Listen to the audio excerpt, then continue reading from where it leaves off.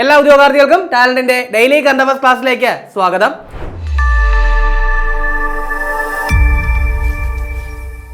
ഇന്ന് നമ്മൾ ചർച്ച ചെയ്യാൻ പോകുന്ന 2025 സെപ്റ്റംബർ 22, 23 തീയതിയിലെ പ്രധാന ആനുകാലിക വിഷയങ്ങളും അവയുടെ അനുബന്ധ വിവരങ്ങളുമാണ്. അപ്പോൾ നമുക്ക് ക്ലാസ്സിലേക്ക് കടക്കാം.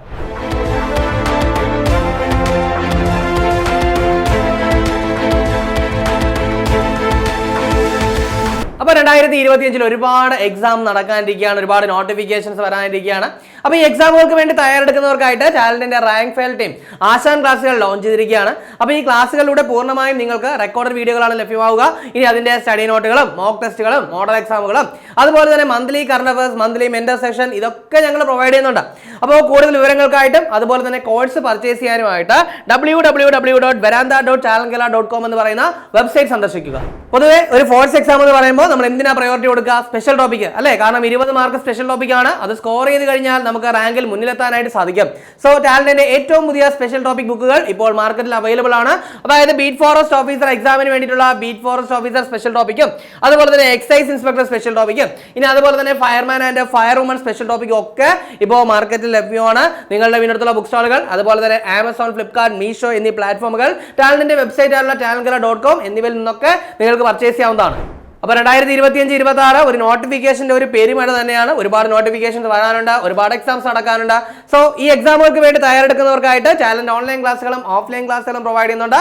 കൂടുതൽ വിവരങ്ങൾക്കായിട്ട് ഈ ഒരു സ്ക്രീനിൽ കാണുന്ന നമ്പറിൽ കോൺടാക്ട് ചെയ്യുക. അപ്പോൾ നമുക്ക് ആദ്യം നോക്കാനുള്ളത് വളരെ പ്രധാനപ്പെട്ട ഒരു നിയമനമാണ്. കാരണം നമുക്കറിയാം, ഓൾറെഡി നമ്മൾ ചർച്ച ചെയ്തതാണ്, BCCIയുടെ പ്രസിഡന്റ് ആയിരുന്ന റോജർ ബിന്നി സ്ഥാനം ഒഴിഞ്ഞു. അപ്പോൾ ആ സ്ഥാനം എന്താണ്? വേക്കന്റ് ആണ്. അപ്പോൾ അവിടത്തേക്ക് എന്താണ് നോമിനേഷൻ സമർപ്പിക്കാനുള്ള അവസാന തീയതിയും കഴിഞ്ഞു. ഇപ്പോൾ ഒരേ ഒരാൾ മാത്രമേ ആ ഒരു പ്രസിഡന്റ് സ്ഥാനത്തേക്ക് നാമനിർദ്ദേശം സമർപ്പിച്ചിട്ടുള്ളൂ. സോ അദ്ദേഹം തന്നെ എന്തായിട്ട് എതിരില്ലാതെ പ്രസിഡന്റായിട്ട് തെരഞ്ഞെടുക്കപ്പെട്ടിരിക്കുകയാണ്. അപ്പോൾ അതിന്റെ പേരെന്ന് പറയുന്നത് മിഥുൻ മൻഹാസ്. എന്താണ്? മിഥുൻ മൻഹാസ് എന്നാണ്. അപ്പോൾ BCCIയുടെ പുതിയ പ്രസിഡന്റ് ആരാണെന്ന് ചോദിച്ചു കഴിഞ്ഞാൽ മിഥുൻ മൻഹാസ് ആണ്. കൃത്യമായിട്ടൊന്ന് ഓർത്തിരിക്കാൻ വേണ്ടി ശ്രമിക്കുക. ഇദ്ദേഹത്തെ പറ്റി പറയുകയാണെങ്കിൽ ആഭ്യന്തര ക്രിക്കറ്റിൽ ഇദ്ദേഹം ഡൽഹി, ജമ്മു എന്നീ ടീമുകൾക്ക് വേണ്ടി കളിച്ചിട്ടുണ്ട്. അതുപോലെ തന്നെ IPL ഒക്കെ കളിച്ചിട്ടുള്ള വ്യക്തിയാണ്. പക്ഷേ ഇതുവരെ അന്താരാഷ്ട്ര മത്സരങ്ങളൊന്നും കളിച്ചിട്ടില്ല. അപ്പോൾ അതുകൂടി ഒന്ന് ജസ്റ്റ് നോട്ട് ചെയ്യുക. അപ്പോൾ മിഥുൻ മൻഹാസ് ആണ് BCCIയുടെ പുതിയ പ്രസിഡന്റ് എന്ന് പറയുന്നത്. അപ്പോൾ അങ്ങനെയാണെങ്കിൽ BCCIയുടെ പുതിയ സെക്രട്ടറി അല്ലെങ്കിൽ BCCIയുടെ സെക്രട്ടറി ആരാണെന്ന് ചോദിച്ചു കഴിഞ്ഞാൽ അത് ദേവജി സൈക്കിയാണ്. സോ അതുകൂടി എന്ത് ചെയ്യുക? ഒന്ന് അപ്ഡേറ്റ് ചെയ്ത് വയ്ക്കുക. അടുത്ത നമുക്ക് നോക്കാനുള്ള പോയിന്റ്, രാജ്യത്തെ ആദ്യത്തെ ഡിജിറ്റൽ കുടുംബ കോടതി പ്രവർത്തനം ആരംഭിച്ചത് എവിടെയാണ്? അപ്പോൾ രാജ്യത്തെ ആദ്യത്തെ ഡിജിറ്റൽ കുടുംബ കോടതി പ്രവർത്തനം ആരംഭിച്ചത് എവിടെയെന്നാണ്? അത് ശാസ്താംകോട്ടയാണ്. ഇനി ശാസ്താംകോട്ട എവിടെയാണെന്ന് പ്രത്യേകിച്ച് പറയണ്ടല്ലോ. എവിടെയാണ്? കൊല്ലം ജില്ലയിലാണ്. അപ്പോൾ കൊല്ലം ജില്ലയിലെ ശാസ്താംകോട്ടയിലാണ് രാജ്യത്തെ അല്ലെങ്കിൽ ഇന്ത്യയിലെ തന്നെ ആദ്യത്തെ ഡിജിറ്റൽ കുടുംബ കോടതി പ്രവർത്തനം ആരംഭിച്ചത്. ഇനി അടുത്തൊരു പുസ്തകത്തെ പറ്റിയാണ് നമുക്ക് നോക്കാനുള്ളത്. അതായത് മാധവിക്കുട്ടി കടലിന്റെ നിറങ്ങൾ എന്ന് പറയുന്ന ജീവചരിത്രം രചിച്ചത് ആരാണ്? അപ്പൊ എന്താണ്? മാധവിക്കുട്ടി കടലിന്റെ നിറങ്ങൾ എന്ന് പറയുന്ന ജീവചരിത്രം രചിച്ചത് ആരാണ്? Doctor K. ആശ. ഇതിൽ ഈ മാധവിക്കുട്ടിയെ പറ്റി പ്രത്യേകിച്ച് നമുക്ക് പറയേണ്ട ഒരു ആവശ്യമില്ല. കാരണം നമുക്കറിയാവുന്ന മലയാളത്തിൽ അറിയപ്പെടുന്ന ഒരു എഴുത്തുകാരിയാണ് മാധവിക്കുട്ടി എന്ന് പറയുന്നത്. അവരുടെ ജീവിതം ആസ്പദമാക്കിയാണ് ആമി എന്ന് പറയുന്ന ചിത്രം എന്ത് ചെയ്തിട്ടുള്ളത്? പുറത്തിറങ്ങിയിട്ടുള്ളത്. സോ ഇവിടെ മാധവിക്കുട്ടി കടലിന്റെ നിറങ്ങൾ എന്ന് പറയുന്ന മാധവിക്കുട്ടിയുടെ ജീവചരിത്രം രചിച്ചത് ആരാണ്? Doctor K. ആശ. അപ്പോൾ നമുക്ക് അടുത്ത് നോക്കാനുള്ളത് ഒരു പുരസ്കാരമാണ്. അതായത് ദാദാ സാഹിബ് ഫാൽക്കെ പുരസ്കാരത്തെ പറ്റിയാണ് നമുക്ക് പറയാൻ പോകുന്നത്. സ്വാഭാവികമായിട്ടും എല്ലാവർക്കും അറിയാവുന്നൊരു കാര്യമാണ്. ഒരു പക്ഷേ ഈ ഒരു ചോദ്യം ഇനി വന്നാൽ ആരും തെറ്റിക്കാത്തൊരു ചോദ്യമാണ്. അപ്പോൾ എന്നിരുന്നാൽ തന്നെ നമുക്ക് എന്ത് ചെയ്യാം? ഈ ഒരു പോയിന്റിലേക്ക് വരുന്നതിന് മുൻപേ എന്താണ് ദാദാ സാഹിബ് ഫാൽക്കെ പുരസ്കാരം എന്ന് ഒന്ന് ജസ്റ്റ് ഒന്ന് നോക്കിയിട്ട് പുരസ്കാരത്തിലേക്ക് വരാം. അതായത് 1969 മുതലാണ് ഈ ഒരു പുരസ്കാരം എന്ത് ചെയ്തത്? നൽകി തുടങ്ങിയത്. അതായത് നമ്മുടെ ഇന്ത്യൻ സിനിമയുടെ പിതാവ് എന്ന് വിശേഷിപ്പിക്കപ്പെടുന്ന ദാദാ സാഹിബ് ഫാൽക്കെയുടെ എന്താണ് 100ാം ജന്മവാർഷികത്തോടനുബന്ധിച്ച് നൽകി തുടങ്ങിയ പുരസ്കാരമാണ് ദാദാ സാഹിബ് ഫാൽക്കെ പുരസ്കാരം. ഇത് ഈ പുരസ്കാരത്തെ പറ്റി പറയുമ്പോൾ എന്താണ്? ഇന്ത്യൻ സിനിമയ്ക്ക് നൽകിയ സമഗ്ര സംഭാവനകൾ പരിഗണിച്ച് നൽകുന്ന ഒരു പുരസ്കാരമാണ് ദാദാ സാഹിബ് ഫാൽക്കെ പുരസ്കാരം. ഇത്രയും കൃത്യമായിട്ടൊന്ന് നോട്ട് ചെയ്യുക. അപ്പോൾ ഇവിടെ ഇപ്പോൾ നമ്മൾ ചർച്ച ചെയ്യാൻ പോകുന്നത് എന്തിനെ പറ്റിയാണ്? 2023 ദാദാ സാഹിബ് ഫാൽക്കെ പുരസ്കാരത്തിന് അർഹനായത് ആരാണ്? അപ്പോൾ 2023 ദാദാ സാഹിബ് ഫാൽക്കെ പുരസ്കാരം 2025 എന്ത് ചെയ്തു? പ്രഖ്യാപിച്ചു. അത് കാര്യമായിട്ട് നോട്ട് ചെയ്യുക. അപ്പോൾ 2023 ദാദാ സാഹിബ് ഫാൽക്കെ പുരസ്കാരത്തിന് അർഹനായത് ആരാണ്? നമ്മുടെ മലയാളത്തിന്റെ സ്വന്തം മോഹൻലാലാണ് എന്ത് ചെയ്തത്? പുരസ്കാരത്തിന് അർഹനായത്. കൃത്യമായിട്ട് നോട്ട് ചെയ്യുക. ഇനി ഏറ്റവും പ്രധാനപ്പെട്ട കാര്യം എന്താ? ഈ ഒരു പുരസ്കാരം നേടുന്ന രണ്ടാമത്തെ മലയാളിയാണ്. കാരണം 2004 എന്ത് ചെയ്തിട്ടുണ്ടായിരുന്നു? അടൂർ ഗോപാലകൃഷ്ണൻ ഈ ഒരു പുരസ്കാരം കിട്ടിയിട്ടുണ്ടായിരുന്നു. 2004 അടൂർ ഗോപാലകൃഷ്ണൻ ഈ പുരസ്കാരം കിട്ടിയിട്ടുണ്ടായിരുന്നു. അതിനുശേഷം ഒരു മലയാളി, അതായത് നമ്മുടെ മോഹൻലാലിന് എന്ത് ചെയ്യുന്നു? പുരസ്കാരം കിട്ടുന്നു. ഇനി മോഹൻലാലിനെ പറ്റി നമ്മൾ ആരും പ്രത്യേകിച്ച് പരിചയപ്പെടുത്തേണ്ട ആവശ്യമില്ല, കുറെ കാലം കൊണ്ട് നമുക്കൊപ്പമുള്ള നമ്മുടെ സ്വന്തം ലാലേട്ടൻ. അപ്പോൾ എന്താണ്, ഒരുപാട് ബഹുമതികൾ, അതായത് 6 സംസ്ഥാന ചലച്ചിത്ര പുരസ്കാരം, മികച്ച നടനുള്ള 6 സംസ്ഥാന ചലച്ചിത്ര പുരസ്കാരം അദ്ദേഹം നേടിയിട്ടുണ്ട്. അത് മാത്രമല്ല മികച്ച നടനുള്ള ദേശീയ പുരസ്കാരം 2 തവണ നേടിയിട്ടുണ്ട് അല്ലെ. ചിത്രങ്ങൾ നമുക്കറിയാം അല്ലെ, ഭരതവും അതുപോലെ തന്നെ വാനപ്രസ്ഥം എന്നീ 2 ചിത്രങ്ങളിലൂടെ എന്താണ് 2 പുരസ്കാരങ്ങൾ. മികച്ച നടനുള്ള ദേശീയ പുരസ്കാരം 2 തവണ നേടിയ വ്യക്തിയാണ് ആരെന്ന് പറയുന്നത്, മോഹൻലാൽ എന്ന് പറയുന്നത്. ഇനി അതുപോലെ തന്നെ ഇദ്ദേഹത്തിന് എന്താണ് പത്മശ്രീ 2001 പത്മശ്രീയും അതുപോലെ തന്നെ 2019 അദ്ദേഹത്തിന് പത്മഭൂഷണം ലഭിച്ചു. ഇനി അതിനു പുറമെ 2009 ഇദ്ദേഹത്തിന് എന്താണ് ലഫ്റ്റനന്റ് കേണൽ പദവി ലഭിച്ചു. കൃത്യമായിട്ട് നോട്ട് ചെയ്യുക. 2001 പത്മശ്രീ, 2019 പത്മഭൂഷൺ, 2009 ലഫ്റ്റനന്റ് കേണൽ പദവി. ഇത് ഇത്രയും കാര്യമായിട്ട് നോട്ട് ചെയ്ത് വെക്കേണ്ട കാര്യമാണ്. ഇനി അത് മാത്രമാണോ, നമ്മുടെ മലയാളത്തിലെ ആദ്യത്തെ 100 കോടി ചിത്രം പുലിമുരുകൻ, അതിലെ നായകനും ആര് തന്നെയാണ്, മോഹൻലാൽ തന്നെയാണ് അല്ലെ. അപ്പോൾ ഇവിടെ എന്തായാലും ദാദാ സാഹിബ് ഫാൽക്കെ പുരസ്കാരവുമായിട്ട് ബന്ധപ്പെട്ട കാര്യങ്ങളാണ് പറഞ്ഞത്. അപ്പോൾ എന്തുകൊണ്ടും 2023 പുരസ്കാരം പറഞ്ഞെങ്കിൽ ആദ്യത്തെ പുരസ്കാരം കൂടി നമുക്കൊന്ന് പറയാം. 1969 ആദ്യത്തെ പുരസ്കാരം ദേവിക റാണിക്കാണ്. ഇനി കഴിഞ്ഞ വർഷത്തെ പുരസ്കാരം അഥവാ 2022 പുരസ്കാരം ആർക്കാണെന്ന് ചോദിച്ചു കഴിഞ്ഞാൽ ഓൾറെഡി നമ്മൾ ചർച്ച ചെയ്തു. ആരാണ്, മിഥുൻ ചക്രവർത്തി. ആരാണ്, മിഥുൻ ചക്രവർത്തിയാണ് 2022 പുരസ്കാരം. 2021 പുരസ്കാരം ആർക്കാണെന്ന് ചോദിച്ചു കഴിഞ്ഞാൽ അത് വഹീദ റഹ്മാനാണ്. ഇത്രയും കാര്യം ഒന്ന് കാര്യമായിട്ട് നോട്ട് ചെയ്യുക.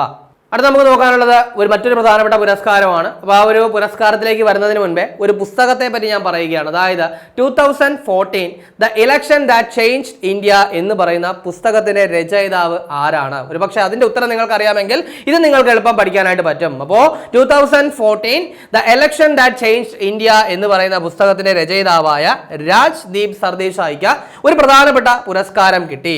അതായത് കേരള മീഡിയ അക്കാദമിയുടെ 2024-25 ഇന്ത്യൻ മീഡിയ പേഴ്സൺ അവാർഡ് എന്ത് ചെയ്തു, ലഭിച്ചു. അപ്പോൾ 2024-25 എന്നാണ് ഇന്ത്യൻ മീഡിയ പേഴ്സൺ അവാർഡിന് അർഹനായത് ആരാണ്, രാജ്ദീപ് സർദേശായി ആണ്. അപ്പോൾ അത് കൃത്യമായിട്ടൊന്ന് നോട്ട് ചെയ്ത് വെക്കുക.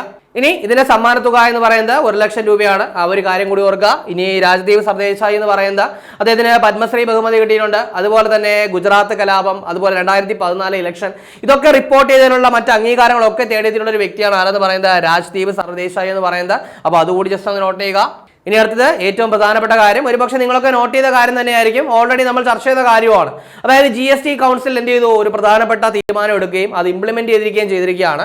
അതായത് പുതുക്കിയ GST നിരക്ക് പ്രാബല്യത്തിൽ വരുന്നത് അല്ലെങ്കിൽ വന്നത് എന്ന് മുതലാണ്. അപ്പോൾ എന്താണ്, പുതുക്കിയ GST നിരക്ക് പ്രാബല്യത്തിൽ വന്നത് എന്ന് മുതലാണ് 2025 സെപ്റ്റംബർ 22. 2025 സെപ്റ്റംബർ 22 മുതൽ എന്ത് ചെയ്തു, പുതുക്കിയ GST നിരക്ക് പ്രാബല്യത്തിൽ വന്നു. അപ്പോൾ അങ്ങനെയാണെങ്കിൽ പുതിയ GST സ്ലാബുകൾ ഏതൊക്കെയാണ്, 0, അതുപോലെ തന്നെ എന്താണ് 5%, അതുപോലെ തന്നെ എന്താണ് 80%, ഇനി അതുപോലെ തന്നെ 40%. അപ്പോൾ 5, 18, 40 എന്നിവയാണ് പുതുക്കിയ GST നിരക്കുകൾ എന്ന് പറയുന്നത്. ഏതൊക്കെയാണ് പോയത്, 12 അതുപോലെ തന്നെ 28 അല്ലേ. 12, 28 പോവുകയാണ് ചെയ്തത്. ഇപ്പോൾ നിലവിലുള്ളത് 5, 18, 40 ഇതാണുള്ളത്. അത് കൃത്യമായിട്ടൊന്ന് നോട്ട് ചെയ്യുക.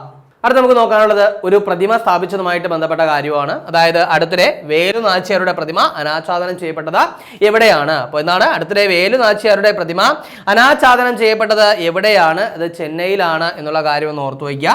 അപ്പോൾ ഈ ഒരു വേലു നാച്ചിയാർ എന്ന് പറയുന്നത് ബ്രിട്ടീഷുകാർക്കെതിരെ പോരാടിയ ഒരു ധീര സ്വാതന്ത്ര്യ സമര സേനാനിയാണ്. ആരെന്ന് പറയുന്നത്, വേലു നാച്ചിയാർ എന്ന് പറയുന്നത്. അതായത് 1780 ഇവർ എന്ത് ചെയ്തു, ബ്രിട്ടീഷുകാരോട് പോരാടി ശിവഗംഗ എന്ത് ചെയ്തു, പിടിച്ചെടുക്കുകയുണ്ടായി. അപ്പോൾ അത് കൃത്യമായിട്ട് നോട്ട് ചെയ്യുക. സോ അത് മാത്രമല്ല, ഈ ഒരു വേലു നാച്ചിയാർ എന്ന് പറയുന്നത് റീസെന്റ് ആയിട്ട് നമ്മൾ ചർച്ച ചെയ്തിട്ടുണ്ടായിരുന്നു അല്ലെ, 6ാമത് ഖേലോ ഇന്ത്യ യൂത്ത് ഗെയിംസ് തമിഴ്നാട്ടിൽ വെച്ചാണ് നടന്നത്. അപ്പൊ അന്ന് ആ ഒരു ഖേലോ ഇന്ത്യ യൂത്ത് ഗെയിംസിന്റെ ഭാഗ്യചിഹ്നം എന്ന് പറയുന്നത് എന്തായിരുന്നു, വീരമംഗൈ. എന്താണ് വീരമംഗൈ? ആ വീരമംഗൈ എന്ന് പറയുന്നത് തന്നെ ഈ ഒരു വേലു നാച്ചിയാറുള്ള ആദര സൂചകമായിട്ടാണ് ആ ഒരു ഭാഗ്യചിഹ്നത്തിന് ആ ഒരു പേര് കൊടുത്തത്. അപ്പൊ അതുകൂടി ഒന്ന് ജസ്റ്റ് നോട്ട് ചെയ്യുക. അടുത്ത നമുക്ക് നോക്കാനുള്ള പോയിന്റ്, ഏഷ്യയിലെ ആദ്യത്തെ വനിതാ ലോക്കോ പൈലറ്റ് ആയിട്ടുള്ള സുരേഖ യാദവ് വിരമിക്കുന്നു. ജസ്റ്റ് ഒരു ന്യൂസ് ഹെഡിംഗ് ആണ്, കാരണം നമുക്ക് ഓൾറെഡി ഇൻ കേസ് പരീക്ഷയ്ക്ക് ചോദിക്കാൻ ചാൻസ് ഉള്ള ഒരു ക്വസ്റ്റ്യൻ ആയതുകൊണ്ട് നമ്മൾ ചർച്ച ചെയ്യുന്നത് മാത്രം. അപ്പോൾ ഏഷ്യയിലെ ആദ്യത്തെ വനിതാ ലോക്കോ പൈലറ്റ് ആരാണ്? സുരേഖ യാദവ് ആണ്. അവരെന്ത് ചെയ്യാൻ പോവുകയാണ്? വിരമിക്കാനായിട്ട് പോവുകയാണ്. ഇനി സ്പോർട്സുമായി ബന്ധപ്പെട്ട കുറച്ച് കാര്യങ്ങളാണ്. അതിൽ ആദ്യത്തേത്, അന്താരാഷ്ട്ര ഏകദിന ക്രിക്കറ്റിൽ ഒരു ഇന്ത്യൻ താരത്തിന്റെ ഏറ്റവും വേഗതയേറിയ സെഞ്ചുറി നേടിയത് ആരാണ്? കൂടെ ശ്രദ്ധിക്കുക, അന്താരാഷ്ട്ര ഏകദിന ക്രിക്കറ്റിൽ ഒരു ഇന്ത്യൻ താരത്തിന്റെ, പുരുഷനെന്നോ വനിതയെന്നോ പ്രത്യേകിച്ച് പറഞ്ഞിട്ടില്ല, ഒരു ഇന്ത്യൻ താരത്തിന്റെ ഏറ്റവും വേഗതയേറിയ സെഞ്ചുറി ആരുടെ പേരിലാണ്? സ്മൃതി മന്ദാനയുടെ പേരിലാണ്. 50 പന്തിലാണ് എന്ത് ചെയ്തത്? സെഞ്ചുറി തെളിച്ചത്. അതായത് വിരാട് കോഹ്ലിയുടെ റെക്കോർഡ് എന്ത് ചെയ്തു? ബ്രേക്ക് ചെയ്യുകയാണ് ചെയ്തത്. അപ്പൊ അതുകൂടി ജസ്റ്റ് നോട്ട് ചെയ്യുക. ഓസ്ട്രേലിയക്കെതിരെ ആയിരുന്നു. ഇനി അത് മാത്രമല്ല, അന്താരാഷ്ട്ര വനിതാ ക്രിക്കറ്റിൽ ഇന്ത്യക്ക് വേണ്ടി ഏറ്റവും കൂടുതൽ സെഞ്ചുറി നേടിയത് ആര് തന്നെയാണ്? ഈ പറയുന്ന സ്മൃതി മന്ദാന തന്നെയാണ്. സോ അതുകൂടി ഒന്ന് ഓർക്കുക. ഇനി അന്താരാഷ്ട്ര വനിതാ ഏകദിന ക്രിക്കറ്റിലെ ഏറ്റവും വേഗതയേറിയ രണ്ടാമത്തെ സെഞ്ചുറിയും എന്നാണ് സ്മൃതി മന്ദാന സ്വന്തം പേരിലാക്കുകയായിരുന്നു. അടുത്ത നമുക്ക് നോക്കാനുള്ള പോയിന്റ്, ഏകദിനത്തിൽ ഓസീസ് വനിതാ ടീമിനെതിരെ 300 റൺസ് സ്കോർ ചെയ്യുന്ന ആദ്യ ടീം ഏതാണ്? അപ്പോൾ എന്താണ്? ഏകദിനത്തിൽ ഓസീസ് വനിതാ ടീമിനെതിരെ 300 റൺസ് സ്കോർ ചെയ്യുന്ന ആദ്യ ടീം ഏതാണ്? അത് ഇന്ത്യ ആണെന്നുള്ള കാര്യം ഓർക്കുക. അതായത് 2025 സെപ്റ്റംബറിൽ എന്താണ് നടന്ന ഈ ഒരു ഓസ്ട്രേലിയൻ പര്യടനത്തിലെ 3ാമത്തെ മത്സരത്തിലായിരുന്നു എന്നുള്ള കാര്യം ഓർക്കുക.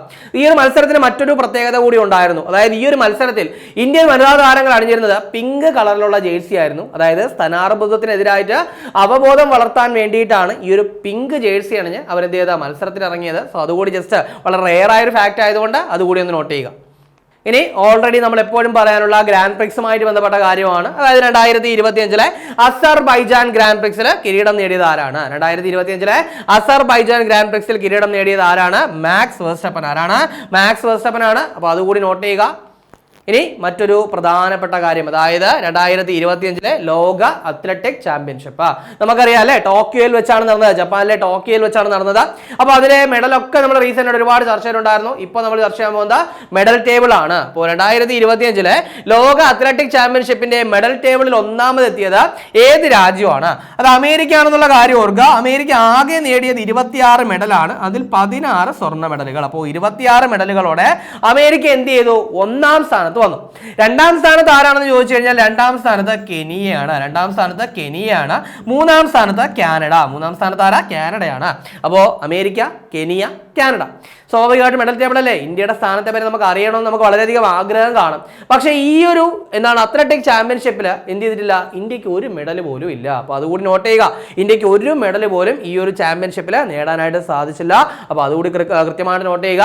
ഇനി ഈ ഒരു ചാമ്പ്യൻഷിപ്പിനുള്ള ഇന്ത്യൻ ടീമിനെ നയിച്ചത് ആരാണെന്ന് ചോദിച്ചു കഴിഞ്ഞാൽ നീരജ് ചോപ്രയാണെന്നുള്ള കാര്യം ഓർക്കുക. അദ്ദേഹവും ജാവലിൽ കാര്യമായിട്ടൊന്നും ചെയ്യാൻ അദ്ദേഹത്തിന് സാധിച്ചില്ല. ജാവൽ ത്രോ മത്സരത്തിൽ അദ്ദേഹം എന്ത് ചെയ്തു?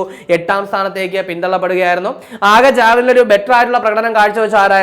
സച്ചിൻ യാദവ് ആയിരുന്നു അല്ലെ. അതൊക്കെ നമ്മൾ ചർച്ച ചെയ്തതാണ്. അപ്പോൾ അതൊക്കെ കൃത്യമായിട്ട് നോട്ട് ചെയ്ത് വയ്ക്കുക.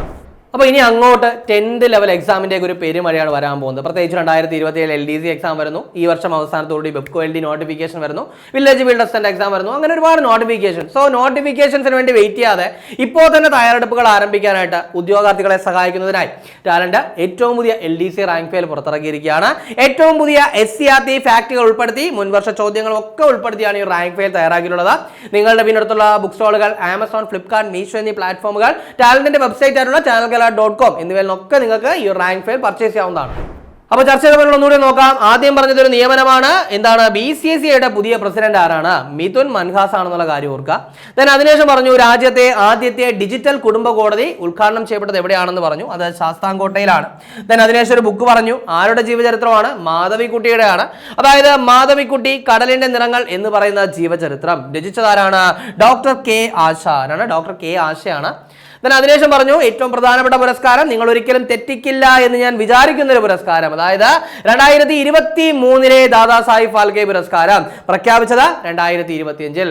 ആരാണ് പുരസ്കാര ജേതാവ്? നമ്മുടെ മലയാളത്തിന്റെ സ്വന്തം ലാലേട്ടനാണ് പുരസ്കാരം. അതിനുശേഷം പറഞ്ഞത് കേരള മീഡിയ അക്കാദമിയുടെ 2024-25 ഇന്ത്യൻ മീഡിയ പേഴ്സൺ അവാർഡിന് അർഹനായത് ആരാണ്? അത് രാജ്ദീപ് സർവദേശായി ആണ്. കൃത്യമായിട്ട് നോട്ട് ചെയ്യുക. അതിനുശേഷം പുതുക്കിയ GST നിരക്ക് പ്രാബല്യത്തിൽ വന്ന കാര്യം പറഞ്ഞു. എന്ന് മുതൽ പ്രാബല്യത്തിൽ വന്നു?